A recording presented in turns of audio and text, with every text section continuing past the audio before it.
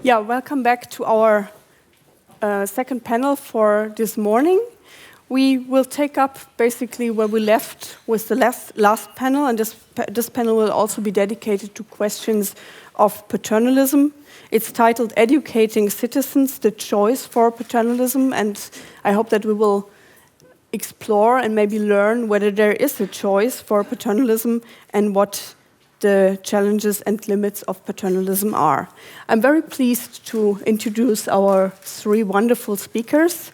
I should mention at the outset that we have one absent speaker, which is Anne van Aaken. She unfortunately cannot be with us today due to illness, but she will be with us today because this session will also be the most virtual of all the sessions of this conference, and we will take the combination, the connection of the virtual and the real to another peak with this session. So we will have Anne van Aaken presenting herself, her paper, and also being with us on Skype for the discussion. Anne van Aaken is professor for law and economics, legal theory, public international law and European law at the University of St. Gallen. She has worked for many years now on questions of law and economics and behavioral law and economics. And she has currently a book on behavioral international law and economics under contract with Oxford University Press, which she is co-editing with Thomas Brodé. Our second speaker is Uwe Volkmann. Uwe Volkmann holds the chair of legal philosophy and public law at the University of Mainz, and he's currently in transition, so he will take up the chair of public law and legal philosophy at Goethe University in Frankfurt this spring, and most probably also continue there his work on paternalism and choice architectures. He has recently published a book, Darf der Staat seine Bürger erziehen? Is the state allowed to parent or to educate its citizens? Which evolved from the lecture series Würzburger Vorträge zur Rechtstheorie und Rechtsphilosophie, and is, to my mind, a very important contribution to the debate in a German constitutionalist context. The third speaker is Jeff King. Dr. Jeff King is senior lecturer at University College London, and he's currently also a Berliner. He's an Alexandra von Humboldt Fellow here at Humboldt-Universität zu Berlin at the Faculty of Law, and he's here investigating the German social state principle. This also takes up on his previous work on social rights, and his book, Judging Social Rights, a book that was that earned several prizes. And in the context of this book project and his previous research, he has also engaged with questions of paternalism and choice architectures in various ways. I would like to start the circle of this panel with a contextual exploration of nudging in a philosophical perspective, which will be presented by Uwe Volkmann. He will explore and also revisit the traditions of paternalism in legal philosophy and legal theory, and we will then go on to Jeff King's analysis in a social rights and legislative context before we then will listen to Anne van Aaken's presentation and bring back the whole issue and the challenges of paternalism into a constitutionalist perspective. So, Professor Volkmann, you have the floor. Okay, thank you. I just won't present you a complete slide presentation of my ideas. I just wrote down a few topics some minutes ago, just to give you some orientation what we're talking about. Well, they're not very precise, I'm afraid of, so they don't really give you an idea what we're talking about. What I think is that we can approach the problem from two perspectives, and what I try is to find a certain way, and of course, and also to widen the perspective a bit. One way is to connect the idea of nudging to the ongoing debate in Germany German administrative law, whether to conceive administrative law mainly as a means of preserving individual freedom and enabling courts to exert control over the administration, or whether we conceive it as a means of steering society, as a means of governance, that is, as a means of creating intended social effects. Then from this perspective, we might ask, what's really new in nudging? The other way, which I would propose and which I'm up to now, is to look at it from the view of legal philosophy, and that is what I try in the next 15 minutes. And that also is, as I may say, my only excuse for not wearing a tie at this conference, because German legal scholars always wear ties at their conferences on some mysterious grounds, whereas philosophers and political scientists, as a matter of principle, don't. So let us start with Plato and an example from ancient philosophy. For Plato, it was beyond any doubt that the state or the government mainly exists to turn the citizens into good, at least into better men. In fact, that's their only raison d'être. To see what this means in particular, let us have a look at the questions of marriage and start of a family. As living in a family answers to the natural predisposition of human beings, and on the other hand is necessary for the preservation of every society, the law, Plato suggests, should stipulate that everyone is supposed to marry between 30 and 35. Whoever then complies with the law should remain free from punishment.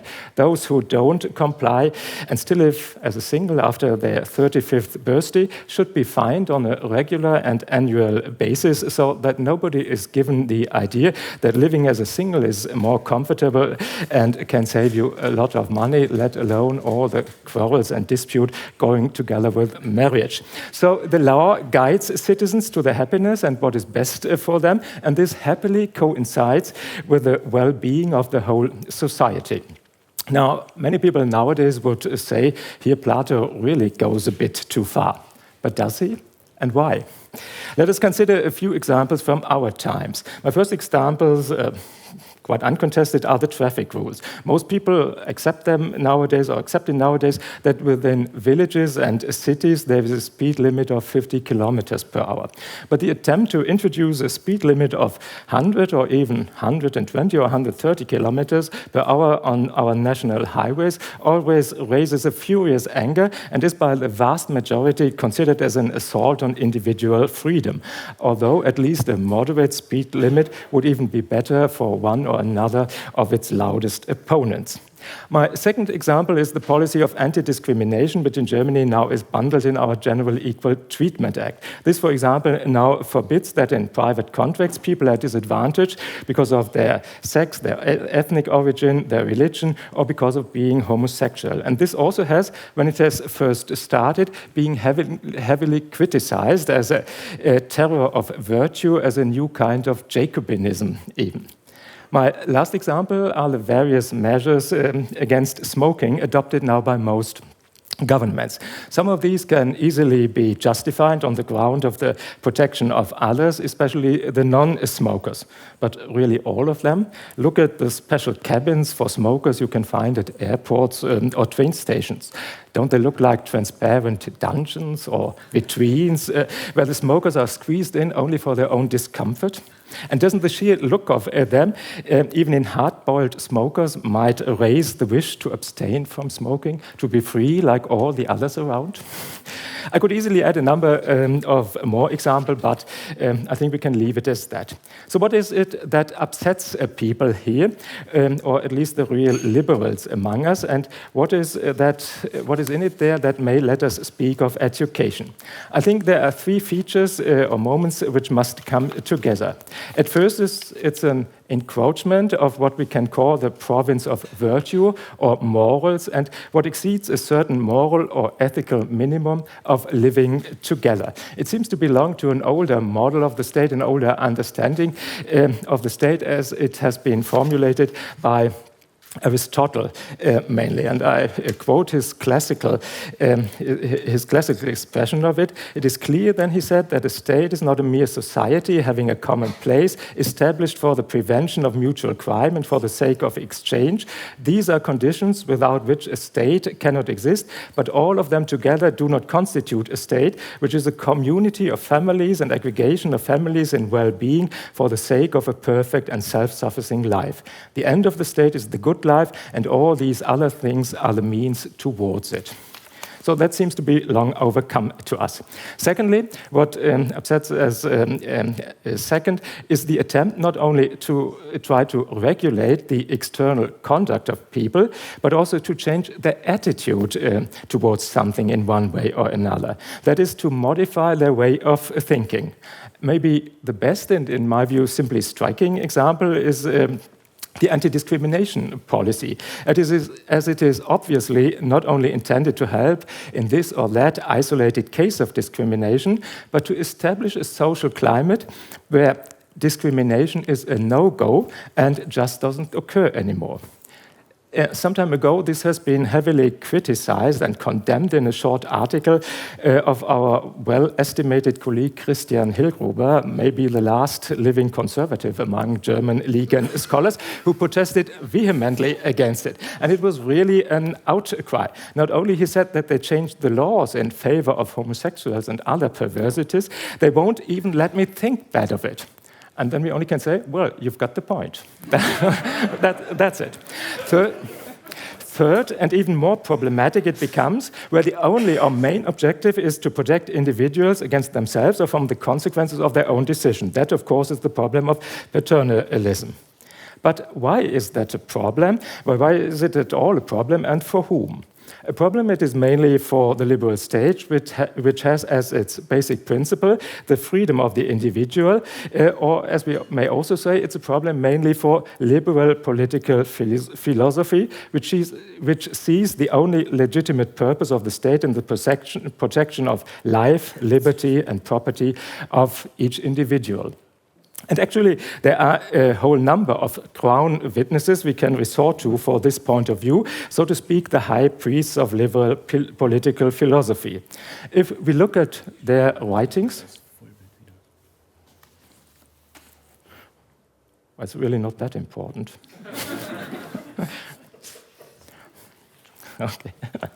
Okay. And if we look at their writings, we can find mainly three arguments against all attempts to steer people in the direction I tried to describe. Well, if you look at them more closely, we might find a few more, but I think we can break it down to three. The first of all, more or less the basis of all, is the sole competence of the individual in all matters that only concern himself. It has been classically expressed by Kant, and I quote him here, "No one," he said, "can force me to be happy in his way, according to how he conceives the welfare of other human beings, for each may seek his happiness in whatever way he sees fit, as long as he does not infringe upon the freedom of others to pursue a similar end." That's one of the strongest and most prominent objections against any kind of paternalism we can find in political philosophy. Secondly, and closely connected to this, actually its counterpart and already implied in these words, is the famous harm principle by John Stuart Mill, as it has often been mentioned here. Well, I could quote it here again, but shall I? No, not necessary. I think I needn't quote it anymore. And the third, and pointing more at the long-term and hidden objective of the whole thing, is the categorical separation of law and morals, as it has also been established, or at least is mostly assigned to Kant. Law, in this distinction, is designed or intended solely to regulate the external conduct of a people. It must not infringe on their beliefs, convictions, and general attitudes, which form their morality and are a highly personal thing. And this is what it all eventually comes to. And if you sum up all these arguments, the result is quite clear. It's a total ban on all kinds of what I call governmental education. But is it right like this? In my opinion, it is not that easy. In my written statement, I've said to that all these the fundamental principles referred to here have one thing in common. They are or seem easy to justify, easy to grasp, and easy to apply. This, on the other hand, might exactly be the problem.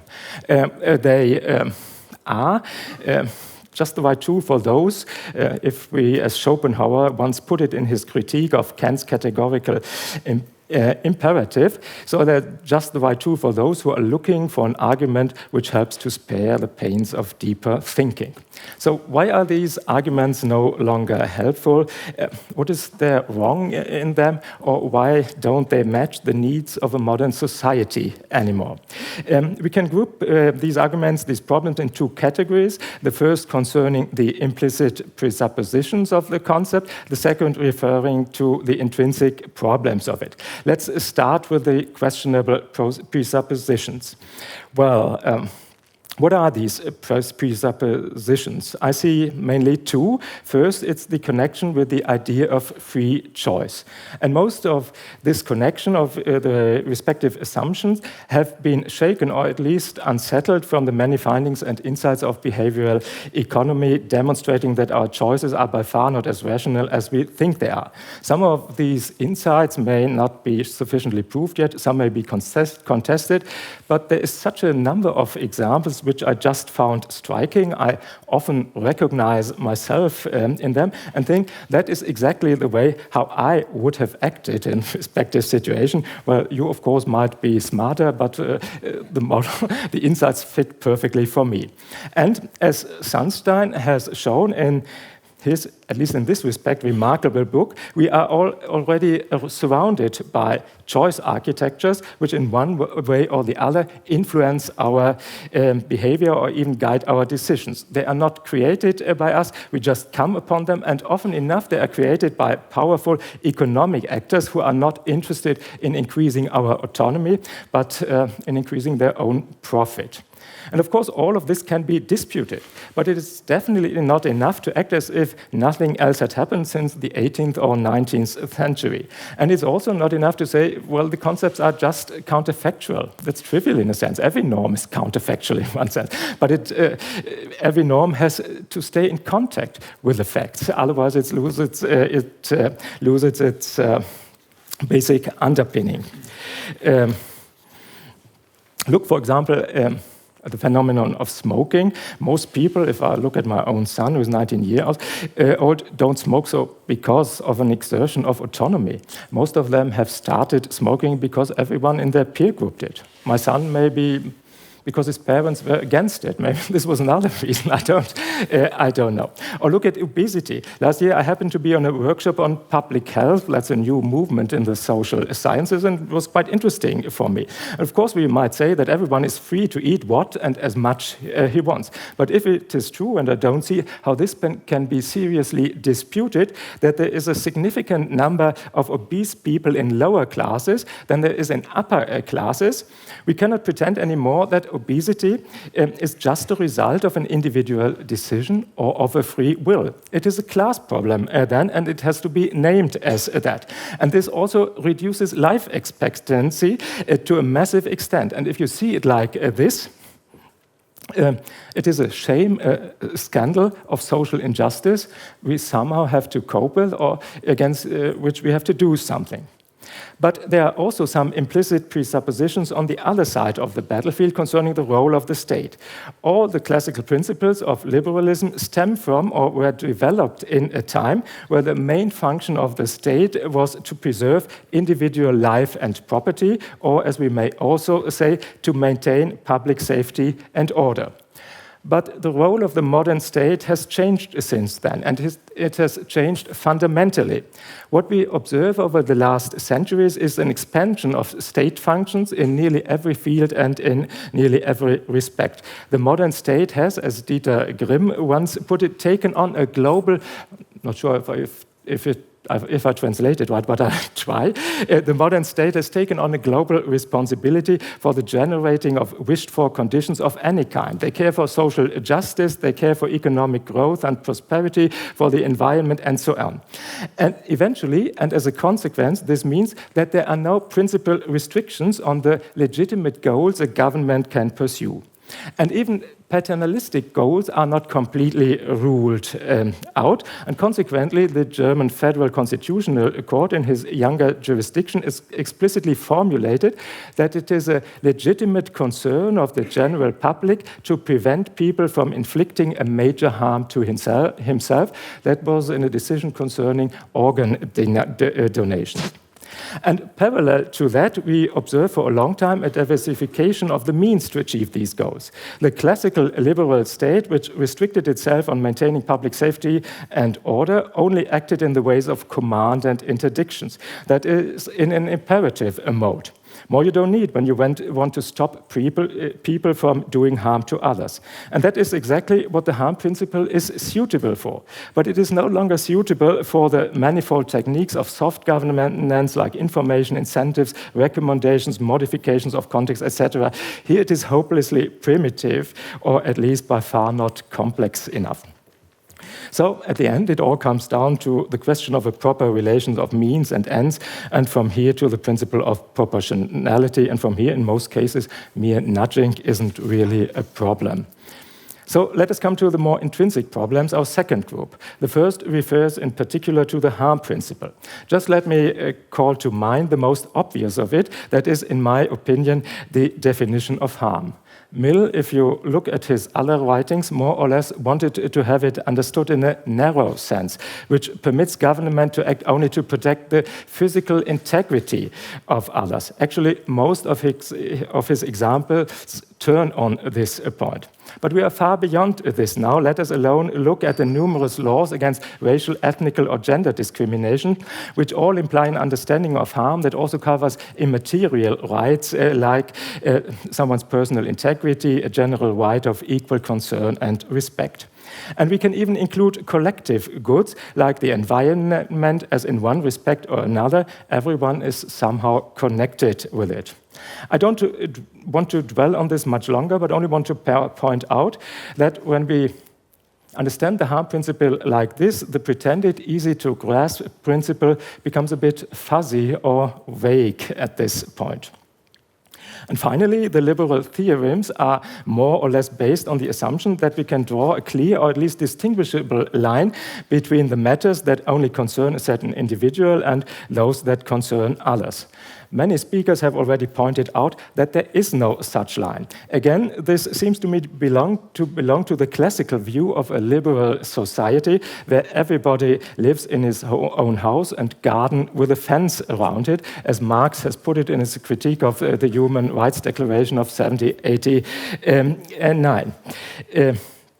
Today, no man is an island entire of itself, and most probably wasn't at Mill's times either. There are always other people who are involved. To some people, you are obligated in this or that respect, your partner, your parents, your children. When you are in danger, there are people coming to rescue you. Rescue or funeral costs have to be paid, medical treatment has to be provided, and so on. The matters that only concern yourself, you can count on one hand. It's maybe the sweet dreams you hopefully have when you go to bed after this conference. This, by the way, shows that paternalism is only a part of the problem, and it's definitely not the most important one. It has become very difficult to identify measures that are only paternalistic. There is always something more in them, and paternalism is just a kind of scapegoat, easy to bash, but difficult to find in reality. So this is why the turn to education, why I have tried to widen the perspective here a bit. And consequently, the Federal Constitutional Court in Germany, in the seatbelt case, resorted to the argument that not fastening your seatbelt affects the other members of public health insurance who will have to settle the bill at the end. And the same can be said on obesity and smoking and all other forms of an unhealthy life. They all have third-party effects which have to be taken into account and which can, for themselves, justify restrictions of freedom or at least nudges. Or look at the people running into debts or getting over-indebted. Of course, this is, at the beginning, an individual problem. And you can say it's a part of your liberty to err, to make the wrong or stupid decisions, or even to waste your life. But your children suffer from it, you fall back on social maintenance, and from a certain spreading, it can lead to a national or even a global economic crisis.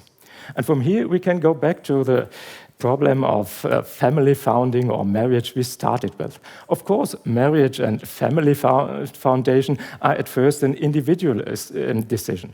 But they are not only an individual decision. Bringing children into the world is also essential for a society on the whole, and be it only because somebody has to account for the pensions of those who are currently working. And that is why marriage and family foundation are under the special protection of the Constitution and have as a constitutional directive to be officially promoted and supported. So we don't force people nowadays to marry, but we invite them by giving incentives, reducing their taxes, in short, creating a whole choice architecture around them, which makes marriage a bit easier for them. So last question, what follows at the end from the idea of nudging? Well, as the master of nudging is absent, I might say, I'm afraid not much. Thank you.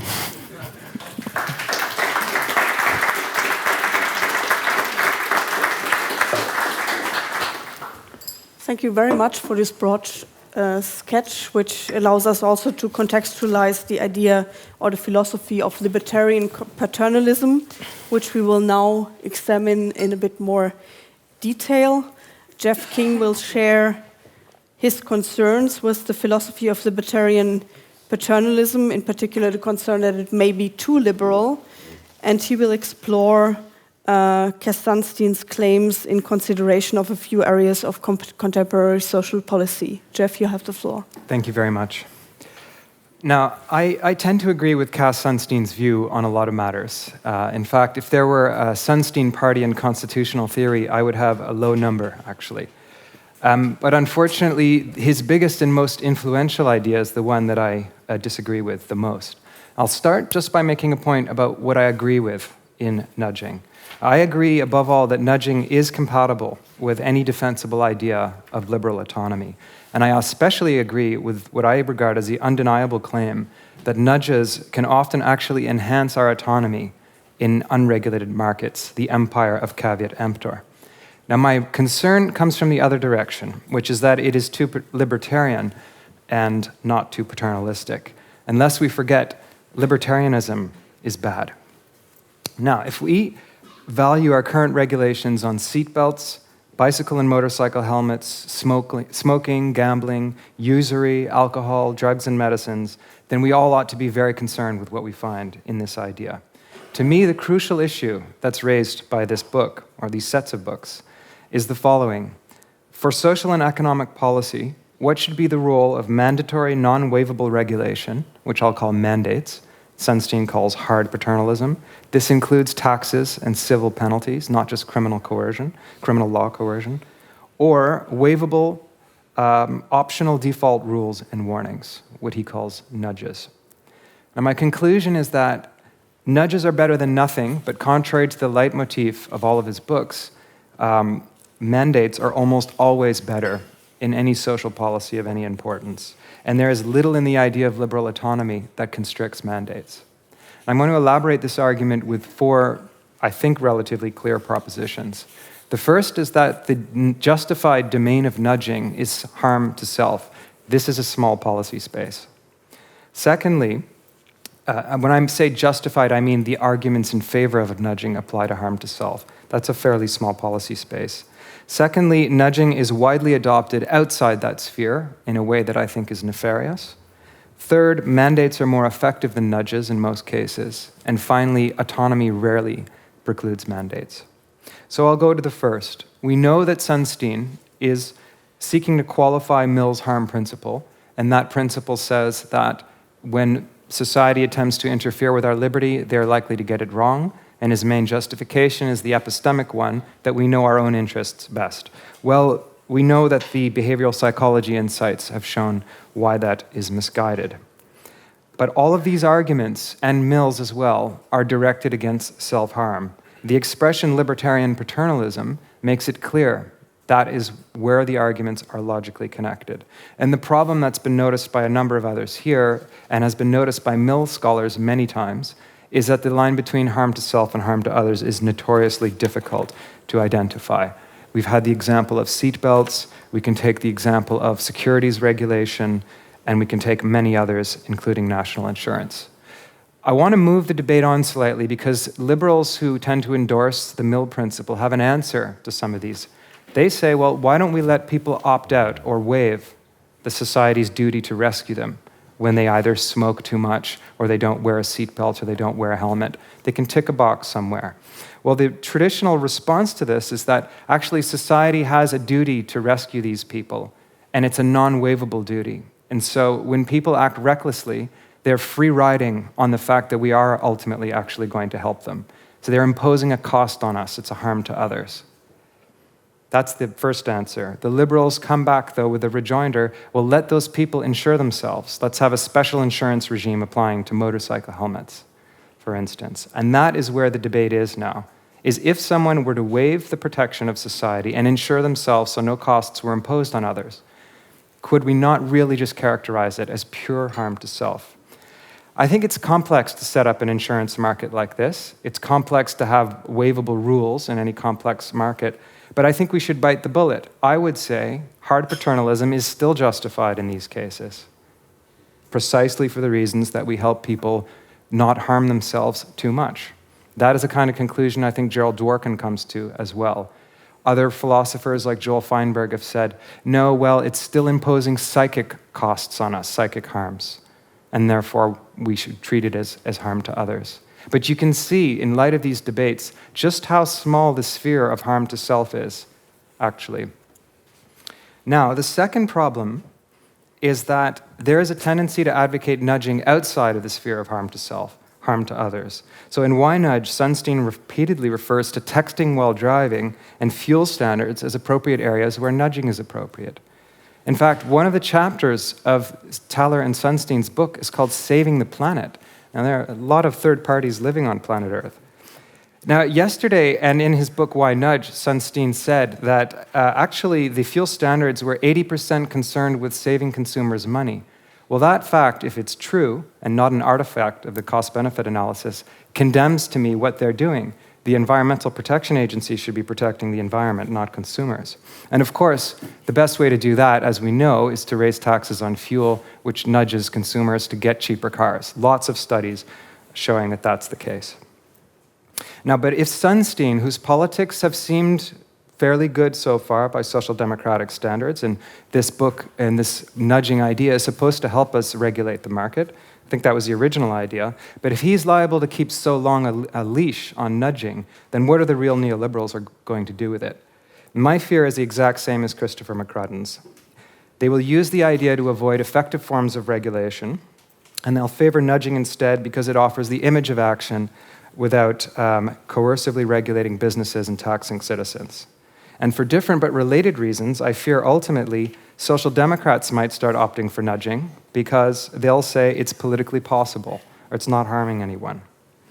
Now, yesterday Sunstein said there's no evidence at all that nudging as a policy option is diverting regulators away from the more effective mandates. But that, I don't think, is true. We've already heard from Christopher McCrudden today that a long inquiry in the United Kingdom showed that it was the case. And of course, where he and I are both coming from is the United Kingdom, where the idea of nudging was adopted very enthusiastically by the Conservative Party of David Cameron. In fact, David Cameron put Sunstein and Thaler's book on the summer reading list for party members. That already it should give us some cause for concern because this same government is radically contracting the scope of the welfare state in Britain in a way that has been compared as being in some ways more severe than what Margaret Thatcher said.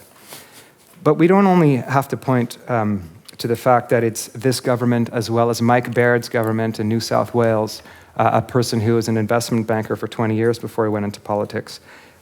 We don't just have to look at examples like that. Britain is the one area where this policy has been taken most seriously, as far as I understand, by government. And the head of the nudge unit is David Halpern. He's been described as unashamedly pro-business. Fine, maybe we'll say that's name-calling. I don't think he denied the label. What he did say when he was asked about the effectiveness of mandates and taxes is this: we try to avoid legislation and ordering. The real question is, what is the more or less effective way of doing it? Now, when the head of the nudge unit says we try to avoid legislation and ordering, I think the point is quite clearly proved. That counts as evidence, I think. Halpern has raised the interesting question, which is, what is the more effective way of regulating these harms? And my clear view, and this is my third point, is that mandates are more effective than nudges. So nudging is proposed as a soft alternative to things like mandatory pension plans and taxation of tobacco, or to put it more formally in Sunstein's language, as an alternative to any material cost imposed on a regulated person. If we remove taxation and civil fines from a regulatory toolbox, we'll be a very impoverished position for regulating smoking, alcohol, drugs, helmets, and so on.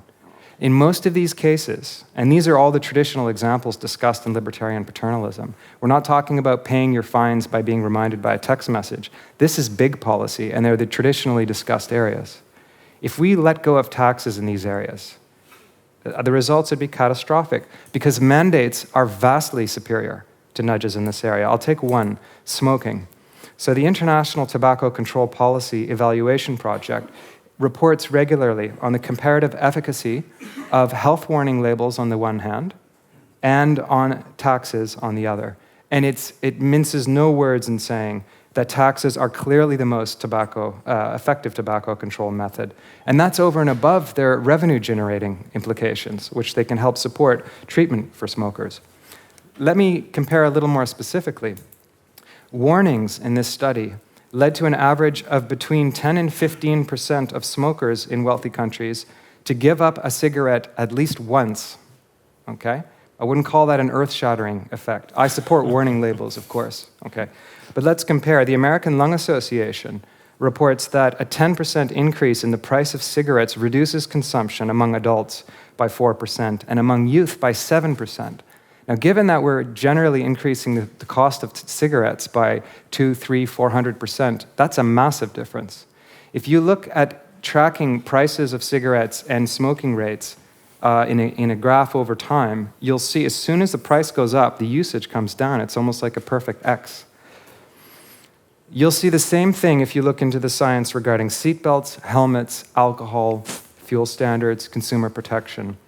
Now, in Why Nudge, Sunstein does in fact review the tools available to regulate smoking, and he doesn't take a position on them, which I think is unfortunate, but he does use a span of regulatory options to show that the less effective ones, as I've just showed, are the ones that nudging is in favor of. So if we look a little closer still, though, he's a bit evasive on this point. Sunstein actually does introduce an important caveat about hard paternalism that would, if he's read closely, allow us to tax cigarettes and perhaps do all these other things I've been talking about. He says this: if the benefits of the mandate plainly outweigh the costs, it would seem justified, at least two conditions. One, if that assessment can be trusted, and two, if there's no real problem from the standpoint of autonomy. Now, he's shown in his book why these last two concerns should not be really taken too seriously.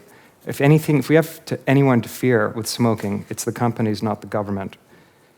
So if we remove those two conditions or judge them to be satisfied, we're just left with a plain interest balancing exercise. Mandates are going to win almost every time, as far as I'm concerned. I want to take one other further example, though, which is very important, to show where the logic of nudging can inadvertently lead us. So a very much publicized example by Taylor and Sunstein, as well as Sunstein, is the promotion of employees' self-saving for retirement by defaulting them into a 401k saving plan. On its face, it looks like a great idea, right? It prods people with an educated guess of where their interests lie, and if they don't want it and they are educated, they untick the box. Brilliant. Who could be against that? The real-world options for governments, of course, are not nudged 401k saving or bust. The real options at the level of social policy are either A, increase compulsory social security contributions or taxation rates, or B, use a nudging device to encourage people to opt in to more tax-assisted, we should say, private saving. Which is better, and at what? Well, let's start with the observation that the system of social insurance is basically compulsory already. So it's flagrantly against the whole idea of nudging. This is a debated question in the philosophical literature, but the better argument is that we can only really defend compulsory social security insurance on hard paternalist grounds. But at any rate, if our goal is reducing elder poverty, including by saving the improvident from themselves, then we know through international comparisons that higher social insurance contribution rates that are supplemented by a robust tax-funded social assistance and healthcare services are far more effective at reducing elder poverty. But neither of these two options, higher contribution rates or higher taxes, are supported by nudging. They're not nudge-friendly. And I suspect both are to explain why elder poverty is so much lower in northern continental Europe than it is in the United States and in Britain. So, fourthly, what about autonomy then? And I think Sunstein is clear in saying that social welfare is the master concept. And hence his arguments appear, and I think clearly are, a form of, we can say, autonomy respecting consequentialism. Now, some readers, and I think in the presentation this morning of Hans-Michael Heinig, are a bit uneasy with this because it's consequentialist, but the real issue for some is, don't we have a right to autonomy? And are the consequentialists not missing the picture? Well, admittedly, I think the best defenses of hard paternalism do come from consequentialist philosophers, like Robert Gooden in The Defense of the Nanny State, a brilliant short essay, or Sarah Conley against autonomy recently. But we don't only have to look to consequentialists to defend the kinds of policies, hard paternalistic policies I've been mentioning. Liberal egalitarian rights theorists also endorse these kinds of hard paternalism. So on the one hand, we can take Joseph Raz and the Morality of Freedom. He offers a liberal perfectionist version of the harm principle, of Mill's harm principle, which he restates, that would permit forms of hard paternalism. Now, philosophers might say, well, that's a form of perfectionism, and Raz is fine with taking a view, the state taking a view on what the good life is. Ronald Dworkin doesn't do that. So what does he have to say to the question? Well, he says he doesn't only accept, but he supports, and I'm quoting him here, openly paternalistic mandates under consideration here, such as seatbelts and compulsory insurance. And why? These liberal theorists do not accept the idea that autonomy requires that everyone's immediate desires should be sovereign, come what may, for their own well-being. They explore how these choices can be regulated. They might take criminal coercion penalties as being different from taxes and civil fines. Or they examine whether short-term preferences are compatible with a person's own longer-term goals and beliefs, which change over time, of course. And also they ask the question, and Raz in particular asks, whether these types of choices really do promote autonomy. Are they expanding the range of options for people? In short, liberal autonomy is not threatened by the kind of hard paternalism that I've been talking about above. Now, there is a hard issue, though, that I want to face openly, whose consideration I think illuminates how liberals might respect hard paternalism in some important social areas of social policy, but also admit that we're made very uncomfortable with some kinds of paternalistic state interventions. And here's the issue. There are some forms of state paternalism that to liberals and social democrats alike, we view with suspicion because they're too interventionist. So, for instance, suicide has been decriminalized in most wealthy nations, and many now consider there to be a right to end one's own life with dignity.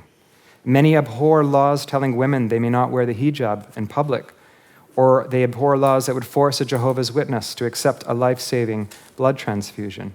So the hard question is this: what view of liberty saves our autonomy-respecting instincts in these cases, but allows us also to have these hard mandates that I spoke of earlier? And I think the answer is the following, and it's a tentative one, but it's that a conception of autonomy that gives strong protection only to particularly intimate, strongly held, principled choices that are fundamental to our personal identity or conscience. Now, this conception of liberal autonomy carves out an exception from hard, and indeed also from soft paternalism, for laws that deal with these kinds of subjects, these deeply intimate personal subjects. And it may even justify granting special exemptions to people who want to be exempt for things that for some might not be so important, like not wearing a helmet. Or sometimes it might be really important. Maybe they've seen Easy Rider and they think this is what their life is. I was thinking of the FKK culture in Germany. Possibly they might say, this is really fundamental to us. Maybe we should have a process of exemption for these people. They'll ultimately be a small class. Whether that would be a good idea, I leave for you. Let me conclude then. I have been convinced by what I've heard here that behavioral insights can and really often do improve public policy. But I think on the whole, Sunstein's formula that nudges are usually the best response, which he calls the law of behaviorally informed regulation, he gets things exactly backwards. Mandates are usually the best response in any important policy area that paternalistic regulation applies to. This is a rebuttable presumption, but that's what the presumption should be. Liberal autonomy is rarely in play for these types of policies. It has basically nothing to say about the regulation of all the big policy areas we've spoken about in this conference: securities regulation, competition law, and so on. Thaler and Sunstein say that nudging offers a third way. To me, though, it's a third way between the right and the wrong approach. Thank you very much.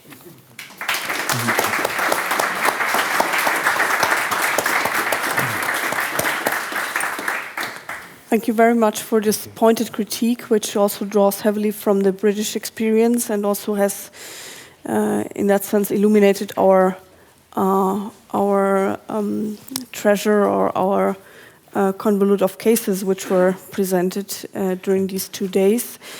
Anne van Aaken will now take home the paternalistic nudging into a German context and also explore the constitutional limits of paternalistic nudging in German constitutionalism. I again would like to thank Anne for being available for this panel today, for participation in this panel. She has been participating on the web in the entire conference, and those of you who have been attentive during these 2 days might have realized also that she intervened at certain points in previous discussions. So thanks again also to our team for making this possible, and Anne, a warm welcome here to our panel. And we are very curious and look forward to hear your presentation. Thank you, Alexandra, and hello everyone.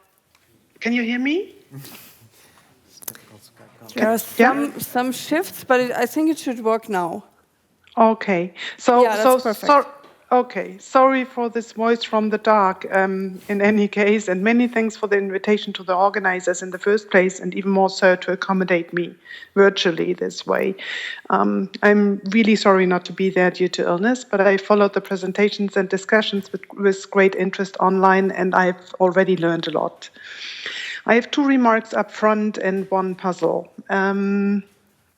Now, first, and Alexandra has mentioned that I have for a long time followed behavioral economics, just doing an experiment myself, and now trying to apply it to international law, exploring the choice architecture of international law. Actually, Toma and I are writing the book. We are not editing the book, which is much more work. Sorry, so I do believe that there is some evidence of biases and heuristics in decision-making, and we should take that seriously in how we design our world. So that's one point I want to make. The second point I want to make up front is that there is a difference between evidence and social science on how people behave and its normative evaluation. In our context, knowing that people behave boundedly rational doesn't justify any policy intervention per se. But what we need to follow is a burden of argumentation, and I want to make this point strongly.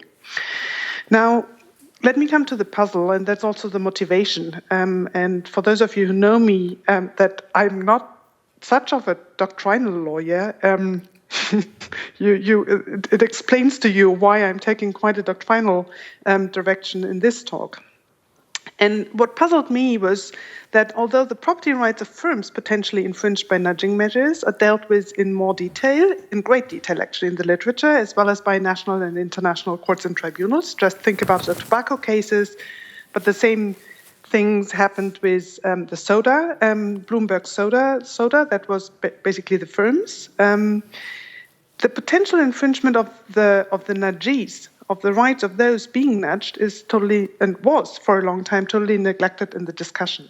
And it was actually Alberto Alemanno who nudged me 2 years ago to explore the legal limits of nudging in the EU. I think his book should be out soon, but he will be able to tell you when exactly it comes out. So my talk is based on that paper, but kind of transferred to the German constitutional discussion. So I want to explore the legality, not the legitimacy of nudging here. It's hard for me to do a constitutional analysis with two former constitutional court judges present, but I have to say that when I read the abstract of Gertrude Lippe-Wolf, I was like, oh my God, she thinks there's no scrutiny whatsoever necessary, but from her talk I learned that she believes there is scrutiny necessary, so I'm relieved on that.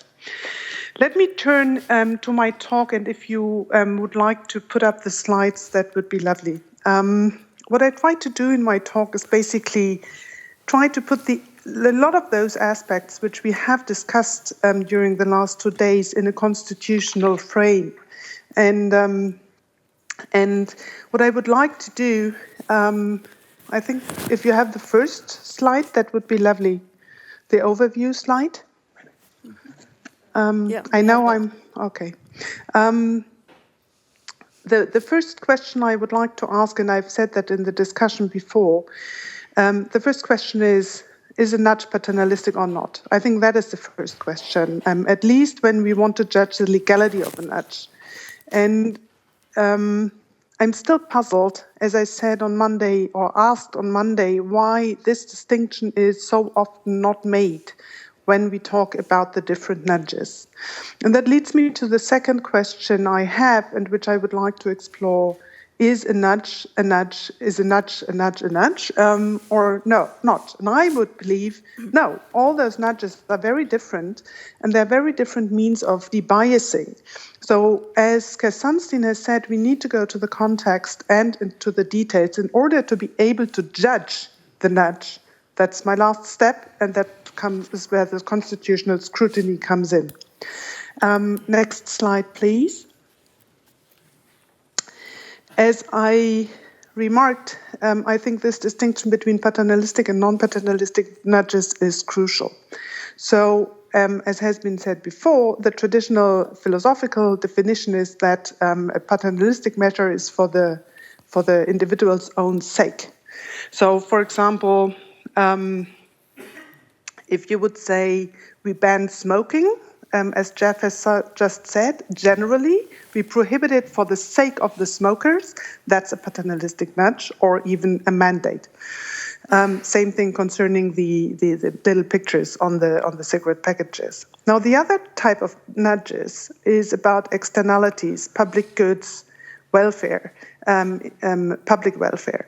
And here, I think the state is in the very classical, there is a harm I may regulate. So a lot of those nudges which have been discussed, the flies in the urinal, non-paternalistic. Organ donation, to me, I'm astonished to find this all the time in the discussion. It's about the mean, maybe, but the end is clearly non-paternalistic because it's about other people getting organs. Energy efficiency, I was very astonished to have this under paternalistic nudging. To me, and that has been said before, it's clearly about environmental harm. So there is an externality problem, and even mandates would be allowed. But we still need to scrutinize the means, but that's something different. So I don't want to talk here about the externalities, even though I sometimes take some examples, but I don't want to talk about those. So if you could click once more, you have the cross. If you click once more for the slides, you have a cross coming up. So I don't want to talk about those externalities, but I want to make the distinction. When we turn to the left-hand side, what you see is that nudges can aim at two things. And again, I think we need to clarify that. And Cass Sunstein calls it and paternalism and means paternalism. I do something similar here. It's not exactly the same thing. I think it makes a difference whether a nudge is aimed at changing or clarifying preferences of people. I call this preference paternalism, which I think, again, is more problematic. Or whether a nudge is aimed at reducing cognitive errors, what I call cognitive paternalism. And I'm going to come back to that later. Next slide, please. let me come to all this kind of the toolbox of nudging. So there are many ways of debiasing people, and again here you have the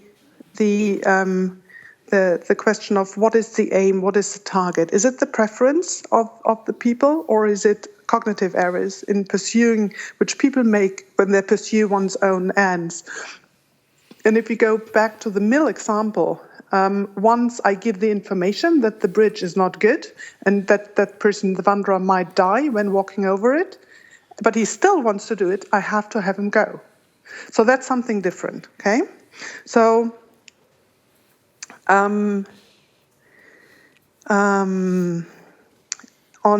we first turn to the different tools, and I've now grouped them into 3 groups, but there might be different, and there might be sub-differentiation, but I think for now we are fine with those 3.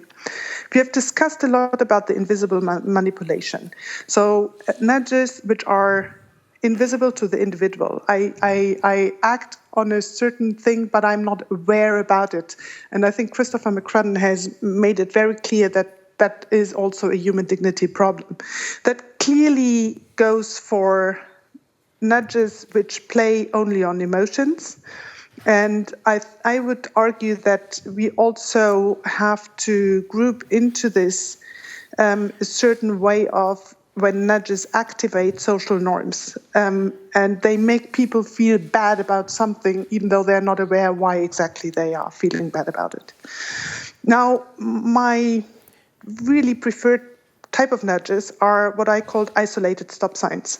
What they do is, and that's basically information, open information, which makes you go from fast to slow thinking. So they make you go from system 1 to system 2. And they induce self-deliberation. The whole discussion we had, for example, about calorie information would be an isolated stop sign. What has been neglected is a third type of nudge, which I call communicative stop signs, or a third type, maybe it's not even a nudge, but it's certainly in the toolbox of paternalistic measures. And those are communicative stop signs in procedures. It's based on a more Habermasian idea that in deliberation, people do find not only preferences, but they also correct cognition. And I think that has been neglected in the discussion, and we need to look at it. So let me turn to judging the nudge, and if you could put on the next slide, please. Now, the first question is, and that was also already discussed, Cass Sunstein said in his lecture on Monday that usually by nudging, rights are not even touched. And I would say, at least under the German constitution, that is certainly not the case. Depending on the nudge, there's either a special right, where the nudge falls in the scope of protection. That was discussed by Johanna Wolf, for example, concerning Article 6, family life. But if there is no special right, we always have the general right of freedom of action and self-determination. So under the German constitution, I would argue there's no gap in the scope of protection. All state measures, be they nudging or others, can be scrutinized. This is more difficult to argue. Let me put this in parentheses, but it's dear to me, because it seems to me that protection is not as good on the European level, neither under the European Convention of Human Rights, Article 8, or the Charter of Fundamental Rights, Article 7, because we have only enumerated protections. Still, I think it's possible to argue that interferences by public authorities in the private sphere must not be arbitrary, need to be prescribed by law, justified by legitimate aim. We come back to the paternalistic question, and it needs to be proportionate. And that's where we can still capture, I think, nudges legally on the European level as well. Now, next slide, please. And again, I had said that before, and I think one couldn't have said it better than Sabino Cassese yesterday, the question of whether a nudge is an interference in the legal sense. when we scrutinize them constitutionally? Yes, of course it is. A nudge is aimed at changing behavior, it targets choice, and it's often successful in changing behavior. And I think there's no big doubt that it is an interference under modern doctrine in German law as well as under the European Convention of Human Rights and the Charter. Next slide, please. Let me turn to proportionality, and I think that's crucial, and it has been partially discussed. I would like to go a little bit more into detail, and Johanna has already also said it. For the non-German lawyers, we have different steps on how we go through proportionality, the proportionality principle. Now, my argument would be that regulation interfering with personal choice is subject to proportionality testing. So we have the question of the legitimate goal, which we need to ask for laws, which are, in my view, necessary for any kind of nudges. We have the principle of suitability. And here, for example, the effectiveness of nudges and the context dependency, the nitty-gritty detail, the devil in the detail of the nudge, which has been stressed by many also of the social scientists and the economists. So does it work, does it not work? This is where the judge would need to scrutinize it. Same thing, and I found this very interesting from the European representative yesterday, that nudges might work in the northern countries but not in the southern countries, or vice versa. So there's a cultural dependency which we need to take into account. The principle of necessity, least intrusive means. So this is really what I would call comparative nudging, and I think it is crucial. And it's the most important way of judging nudges. And of course, we have the last step of the principle of proportionality in a narrow sense. I'm not going to come to that due to time restraints. Let me turn to the next slide, the legitimate goal. As I've argued before, I think nudges or taxes or mandates are always legitimate if externality as a goal are always legitimate if externality, reduction, market failure, or public good is at stake. So general welfare, I think we have no problem even from a philosophical perspective. But I want to be aware, different from Jeff, I would argue totally different here. I would beware with the slippery slope arguments. What the German Federal Constitutional Court has done in the seatbelt and helmet cases is basically saying, it's about the protection of the community of the insured. That has already been said in the last talk. I have a big problem with this. I think we need to distinguish the direct and the indirect impacts very cautiously. If I can take any indirect impact, and obviously Jeff and I, we have a difference here. I can mandate, nudge, do anything as a state because there is a indirect third-party effect. Now, this undermines any idea of a liberal state. That would also mean that it's not only about smoking, just because everybody in the moment is against smoking. Tomorrow it's skiing, bungee jumping, whatever. Yes, the community of the insured might be impacted because people have more accidents, especially with the new carving skis, and I guess we should just prohibit them if we go this way.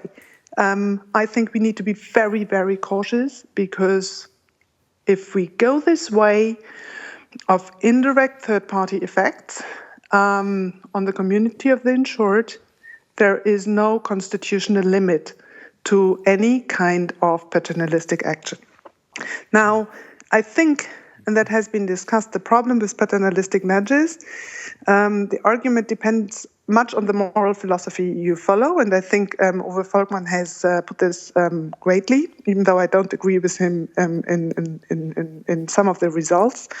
But I would also argue that paternalistic nudging is not per se illegitimate, but I certainly would argue that it needs higher scrutiny. I would also argue at that point already that nudges aiming at preference change of individuals And doing this in an invisible way is highly problematic, again, in liberal societies, and the Constitutional Court has often said so. There is, and I can only say this in German, there is something like a Staatsfreiheit. For the next slide, please, the suitability. So that's basically the effectiveness. I would argue that information is always okay. So calorie information or GMO information on foods should be okay, even though here an interesting question which has been raised by Christopher McCrudden, for example, also Jeff. Why do we have calorie information on food? Why don't we have GMO information on food? Why don't we have nanotechnology information on cosmetics?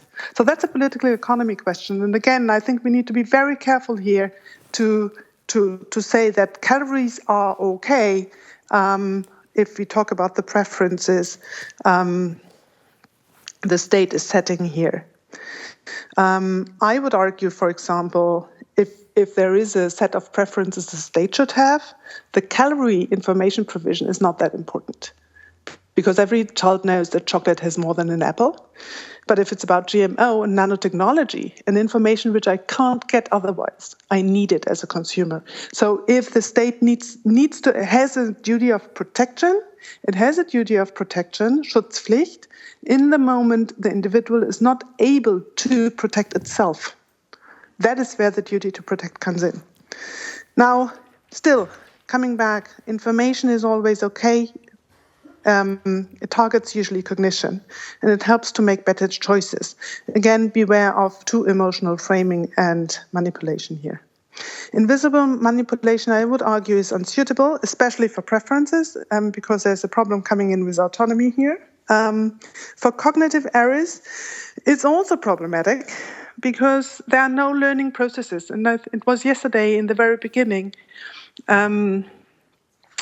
the speaker from the social science saying, well, learning process is not something very important. Look left, look right. Remember? When she was moving to Oxford. Learning processes are very important. And if we don't enable those, we don't have even effective regulation. Because at one point, you want to get rid of your regulation, if ever possible, okay? Default rules, I would argue, should and need to be open. So you need a clear decision at one point of time. Let me take the example to the next point, and I go to detail there. To the next slide, please. The least intrusive means. So this is comparing measures or comparing nudges, but I actually would like to compare all sorts of state measures. And I've written on that in 2006, and I called it the principle of the least intrusive paternalism. So the Prinzip des schonendsten Paternalismus. So again, if I take those kind of different sorts of nudges or means, I have the isolated stop signs. They provoke self-deliberation. They make you go from fast to slow thinking. I think they're helpful in many instances. They do not interfere with preferences per se, but they help avoid cognitive errors. So this is clearly the least intrusive nudge. Deliberative procedures as stop signs, as I said, have been hitherto neglected. And it's interesting because, funnily, this mistake comes from rational choice and rational choice theory, because rational choice theory is always assuming a single individual making a decision alone in a certain moment of time without even communicating with other people. If the Homo economicus does so, it only interacts strategically, but it never interacts in a way of arguing. So I think that is wrong, and I have long argued that is a wrong perception of how human beings act. People do communicate and they do seek advice before taking important decisions. And as I'm arguing, it's already questionable if unimportant decisions should be paternalized anyhow. Now, I think deliberation can induce change of preferences, so in a Habermasian way, via arguing, and it can also debias cognitive errors. So think about patient commissions or ethics commissions in hospitals for clinical trials, for example. You have to communicate before you go there. right? Before you can do this to yourself. Mandatory consultations, as in Germany, before abortions, even though this is not strictly speaking paternalistic regulation, but that idea is before you take this kind of decision, very, very important in life, you have to communicate with somebody and you have to deliberate. And only then you're allowed to take this. By the way, the UK made me do this in a bizarre way, though, via the telephone when opting out a certain pension plan. So again, here I had to communicate with somebody before I could opt out. Now, I think all those nudges or measures trump prohibition or classical paternalism, but they do also trump some forms of soft paternalism. For example, as I argued, social norm activation or invisible manipulation. So concerning default options, for example, I think the state, under the least intrusive means, needs to activate or needs to go for activating choosing whenever it is possible. So no invisible default if visible default is possible. Think about the organ donation again. Now, we all know it because we know all the studies about it. Most people don't know what kind of system they have. They're just in or out. They don't even know. But we could change that. We could change that when they turn 18. We could change this when they make a driving license. Whatever kind of moment the state has for asking you for something, and the state does it for all sorts of things, so it can do it for those kind of very important decisions.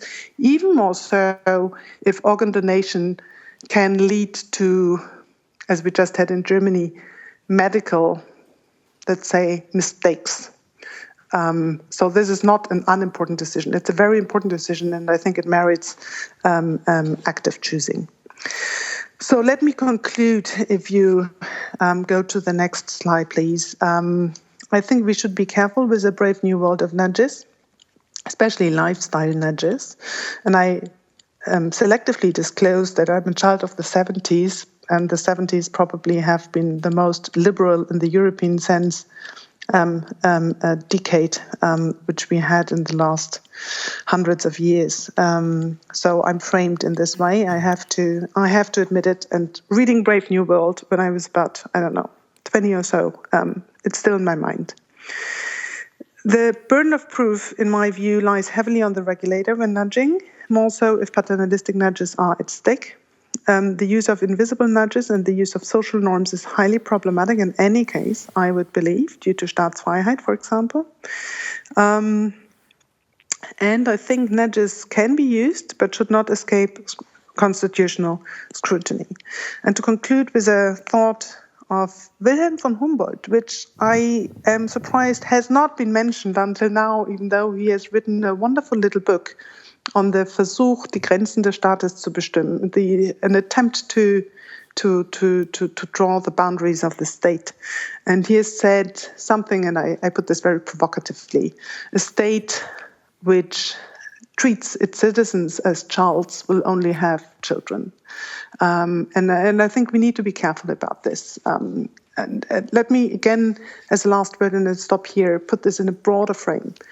I just discussed with some colleagues from New York the whole thing of 800 years of Magna Carta and human rights and liberty and freedom. And I think we not, in many respects, our fundamental rights, which we have long fought for, are under attack. On the one hand, by the Brave New World idea, and on the other hand, by the 1984 idea. And I think we need to fight against both. So you can see I'm getting quite emotional here, and I want to disclose this is also a background for my talk. But I think we need to capture it institutionally, and it's hard. So this is just an attempt to capture it constitutionally, and I very much look forward to the discussion, and thank you for putting up with this voice over the internet. Thank you.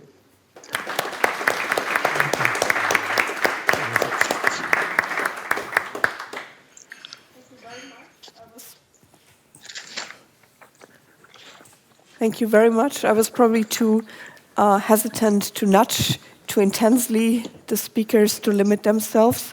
So we have only a short 15 minutes for discussion, but there will also be a concluding session to come. So I'm quite sure that we will have plenty of time to discuss all the questions which might evolve now.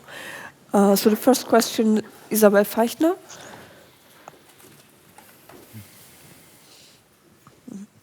Thank you. My question mainly goes to Uwe Volkmann. So you made the important point that obesity could also be regarded not as a question connected with autonomy, but rather as a class problem or a question of social justice. And I think some or several of the regulatory challenges we have been talking about could be reformulated as connected to questions of class and social justice. So if we look at these issues that way, then we might ask what is the role of government in addressing these social injustices. And we would rather not ask whether nudges to eat less or mandates to prohibit certain foods are the better regulatory instruments. So is not this whole debate steering us away from some important questions? And in that way, it's not really harmless, the debate about nudging, but rather quite important. I would like to collect and have 3 questions in a row. So Frau Lübbe-Wolf was the second. Okay, we've had several contributions, one yesterday by Martin Eifert and now today Uwe Volkmann, pointing out that there is in many things that in many examples that where we think paternalism is involved, there really isn't any paternalism because other people are affected. I think that's a thing that is reflected already in John Stuart Mill's On Liberty. I remember a passage where he says, well, we must not be too, we must be generous in applying this criterion of no harm, because if we start telling someone that, saying that people harming themselves with some sort of self-damaging behavior, they are harming others by, for instance, depriving their children of someone who will take care of them. This would be taking the principle too far, because if the no harm principle too far, because if you apply it this way, no liberty will be left. And I think this is an argument which we must take seriously, as Anne van Aaken has advocated. But on the other hand, I think we must also look at the differentiation which has taken place in the meantime in the sort of a toolbox that is available to the state. And the end of 18th century theory of Kant was that law must be a mandate and not something that will lure people in this direction or another. So once you have abandoned that point of view and recognize that including indirect means of influencing people's behavior has a great potential of really increasing liberty.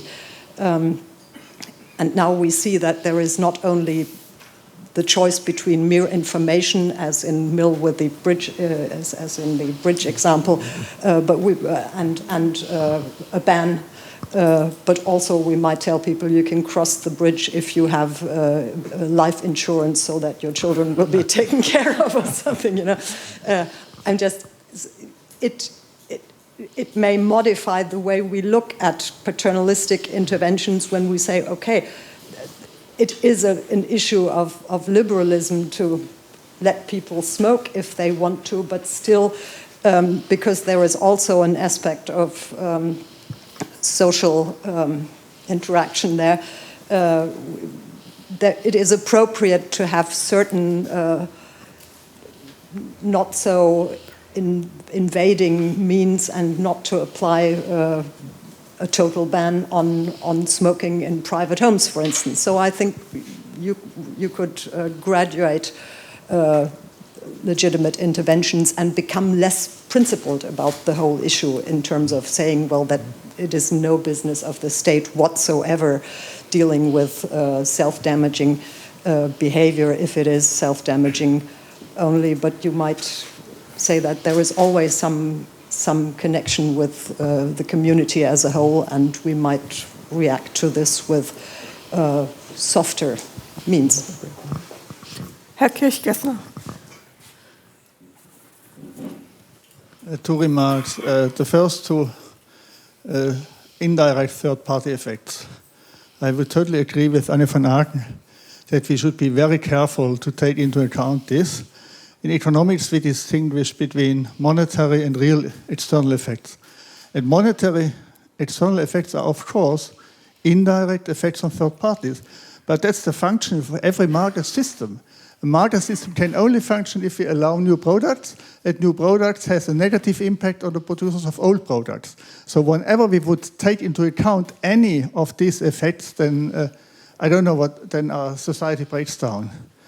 The second thing is to Jeff King.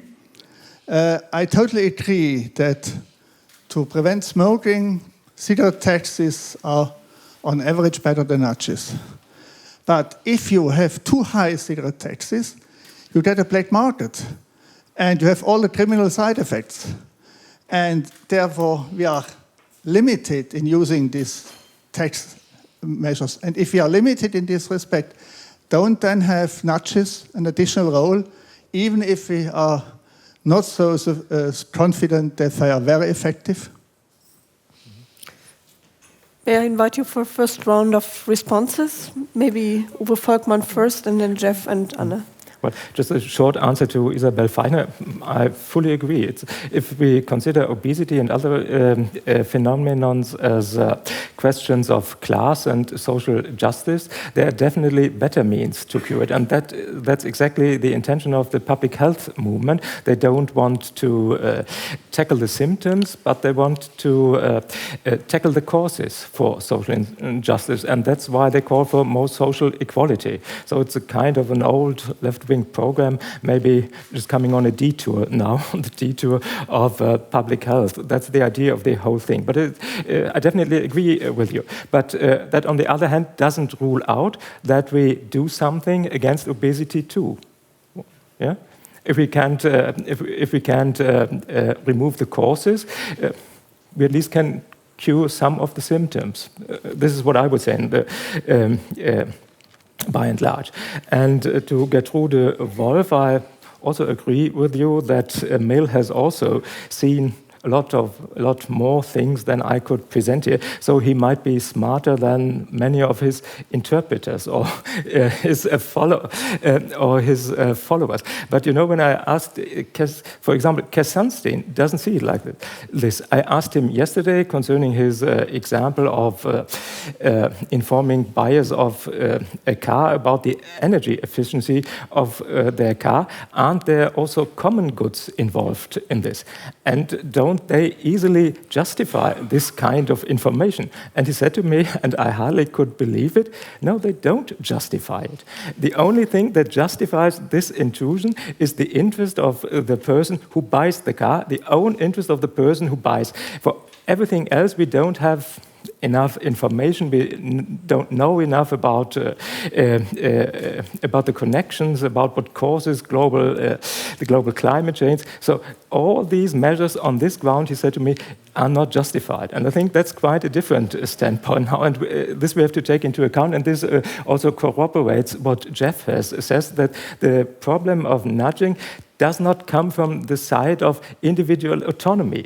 It comes from the side of what it means to mandatory regulation and what it means to the compulsory standards of regulation we have established in the meantime. Well, I may believe it at that. Yeah. Okay. Thank you. Jeff? Thank you. I will respond, I think, especially to the argument about the slippery slope, and then I'll come on to cigarettes and regulation of cigarettes. So the claim that Anne van Aaken had made was that it can't be the case that when we are dealing with third-party effects that we just become blasé about state intervention. We need to be very, very careful that some incidental effect perhaps on a third party doesn't justify really intrusive measures. Because there's no limit, we might become extremely interventionist on this theory. Now, the problem I think with that is that we've already gone that way a long time ago in all of the social areas I mentioned, and in skiing as well. I'll get to that in a second. So we have here on the one hand a theoretical concern about the slippery slope with impingements on the example of skiing was given, but we have a very real, huge, massive regulatory problem with increasing inequality and increasing corporate power. I take that second problem to be far more serious. So my question would be, where is the Leviathan? We've been doing hard paternalism for a long time.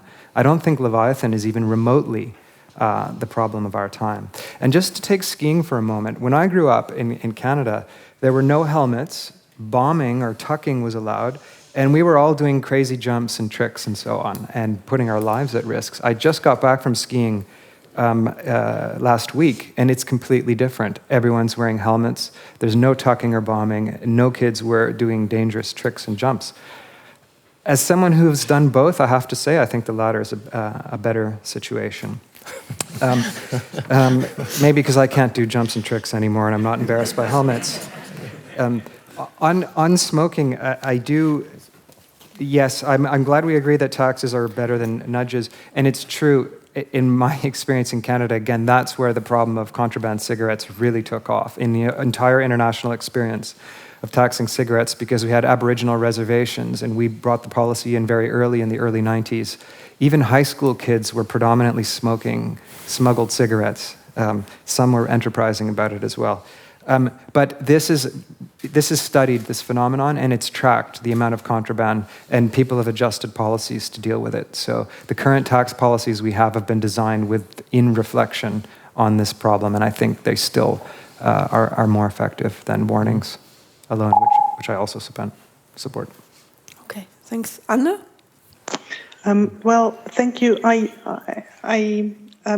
don't think I want to say too much. I would like to thank Gebhard Kirchgeisner for clarifying the same argument from an economic perspective, and I think economists have been indeed very good, and it was necessary to indeed make this distinction between monetary external effects, which for example, or any kind of externality which is transmitted via the market. If I buy the last shoes you really want to buy, I do cause you an externality, right?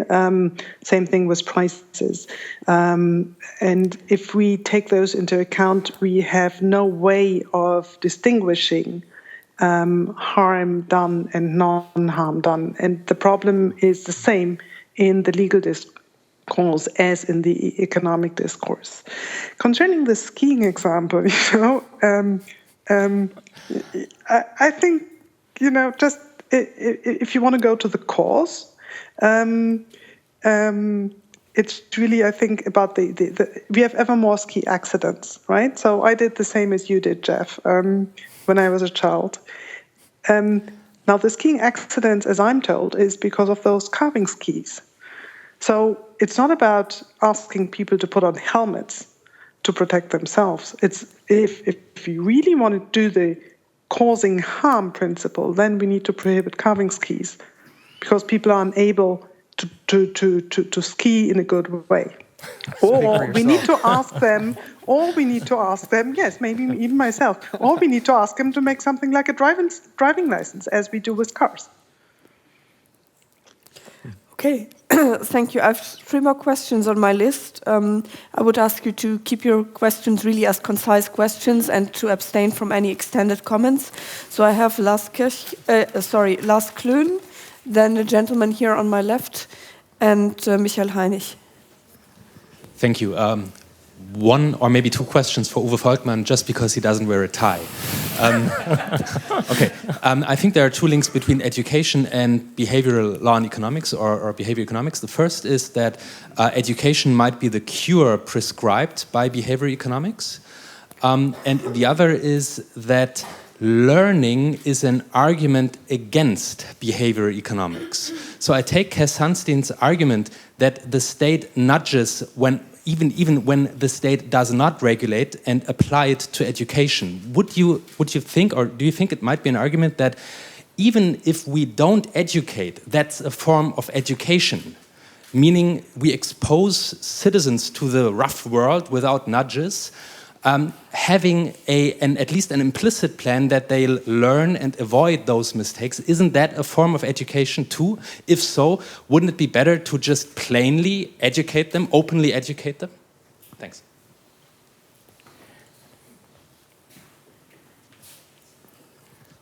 This is a question for Anne van Aaken. Just wanted to quickly push you on the taxonomy of nudges and debiasing that you open up. You distinguish between cognitive errors and preferences.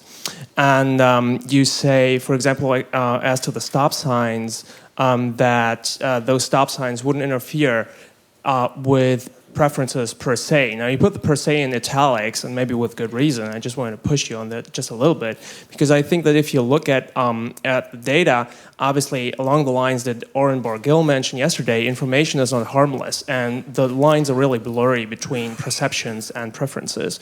You do have somehow biased preferences as well. If you look at preference reversals and bounded willpower, if you look at the literature on priming, you can see that, and this is all familiar to you, obviously, you can see that information can actually change preferences. So maybe is that model a little too simplistic, and what would be the consequence of this? Thanks.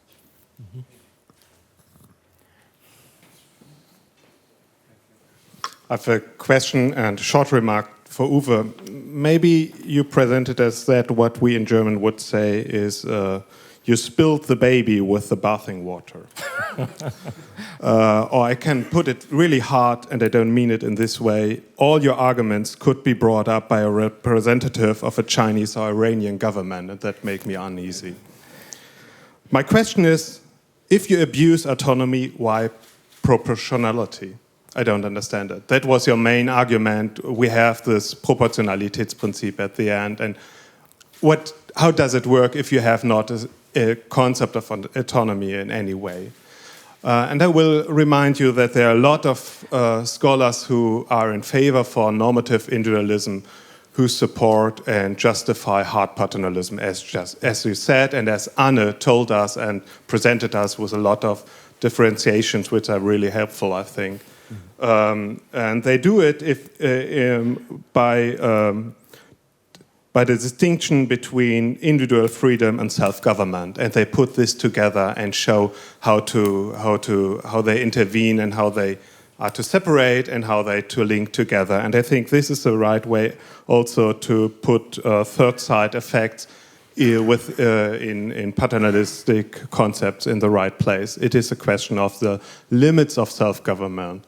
And we should work at this specific point. So I don't agree with Anna when she say we should be specific third side effects should be unconsidered. I think that's not helpful. Okay. Okay, thanks. Maybe we start again on the panel and then give the last word to Anne van Aaken. Mm-hmm. Well, it's hard reproach at the end, but I think there's some difference in the concept in the approach I presented from the approach of a Chinese or to the approach of a Chinese or Iranian government. First of all, I don't deny that there is such a thing as individual autonomy. It's the basis of my argumentation, and of course I would not deny that our society, that our state is based on the principle of something which we might call normative individualism, as you have done it. This I would not deny. We are all in this room, we all are liberals in one sense. The only thing where there's a difference in us is there are, who said this? I think Christopher McQuarrie. There are the two Kerssansteins within us. There's the liberal one and there's the welfarist Kerssanstein in us. And the only thing we have to talk about is how to find a compromise between them. So to which side we we are prone to. That is, I think, the only difference. And I said it at the end, it all comes down to the principle of proportionality. This just follows from my basic assumptions. The first assumption was that there is no legitimate goal a government cannot pursue. Every goal is per se legitimate and can be pursued. I don't think whether there are any illegal goals, because all our goals you can relate to common goods. And then at the end, it's, as Anne said, it's a question of the least intrusive means test, whether they pass it or not. This, if I come back to your question again, this may also answer the question whether it is allowed for a government maybe to prohibit smoking at all. Well, in my view, it could be prohibited. Like we prohibit, for example, cannabis products. There's no significant difference, as far as I know, between addiction to tobacco or addiction to cannabis, as far as it causes problems to your health or makes you addicted. But there's no principal difference. But we prohibit cannabis and we allow smoking. The only plausible reason for me is that there are much more smokers and that it is much more common in our society than is smoking cannabis. That's the only plausible reason I can give for that. But this does not rule out in principle that we might prohibit smoking one day. So we are not trying to make our citizens better men on one step, but maybe step by step, by warning them, by giving them some information about the risk. And when the information is not enough, we increase the respective information or the effect of the information by using maybe graphic warnings, showing lungs destroyed by cancer or something like that. And at the end, there may well be a smoking-free society. But I don't see what's the problem with it. Thank you. Jeff? I don't think any of the last questions were directed to me, but I wanted to mention about smoking and should we ban it outright? Because this is an argument I think that anyone who advocates hard paternalism has to reckon with. Same with alcohol, fatty foods, and so on. I think you could imagine a dabbler's defense, maybe, that we can do a bit of it without harming ourselves too bad. And not all smokers actually come down with cancer, heart disease, and so on. It's actually a minority that do. So it's in principle, I think, open to be banned. But at the moment, we might defend these excesses as part of what makes a spice of life for people that is not radically harmful for everyone who dabbles in it.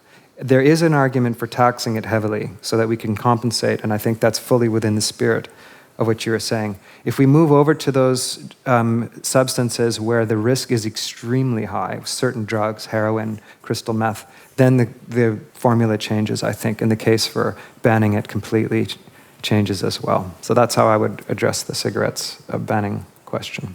Thanks. Anna? Yes, thank you. Permit me, before I go to the question, to say something on the smoking prohibition. Again, selective disclosure, I have been a smoker. Nevertheless, and I hate smokers now, they really stink. But this is their problem.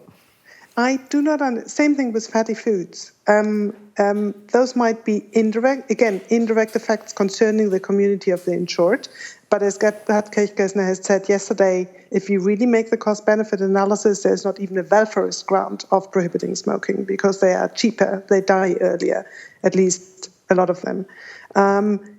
Where I would say a ban is totally okay is alcohol. Alcohol has direct third-party effects. We know that from car accidents. In most of the fatal car accidents, alcohol is involved. The same thing concerning domestic violence. So here we have externalities which we can clearly can attribute them also to alcohol.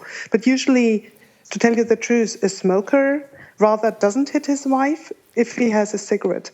If he would hit his wife if he doesn't have a cigarette, okay? So on that ground, concerning externalities, I think we should concentrate on alcohol, but certainly not on cigarettes. Second point, the question. The question on the stop signs, isn't that too simplistic? Yes, of course, we do have preference reversals. Let's put it this way: economists call them preference reversals, right? Priming and all that kind of stuff. Yes, information can change preferences, but and in a way, you're right. It is a simplistic model. It's a first attempt, and I'm happy if we find better ones. Now, where does it come from? It comes from the equally simplistic economic rational choice model, where we basically say the decision a person takes is an outcome of preferences and restrictions.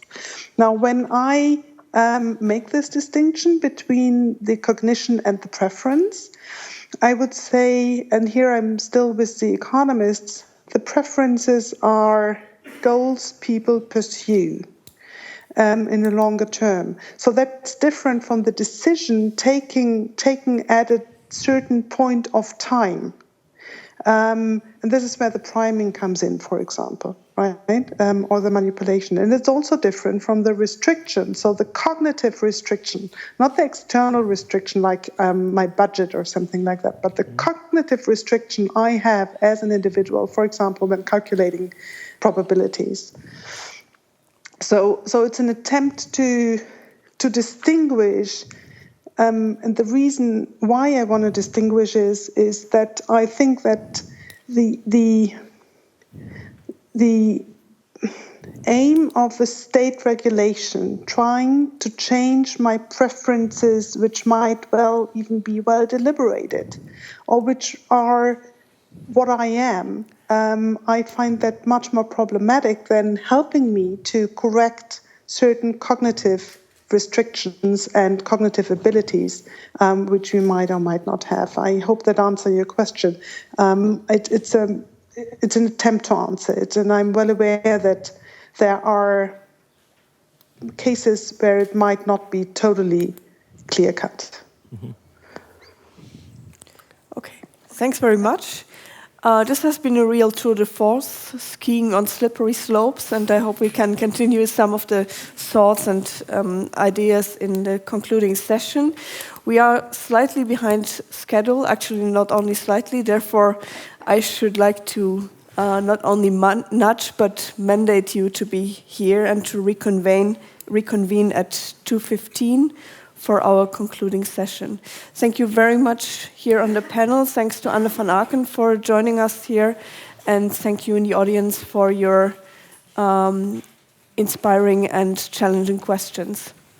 Thank you.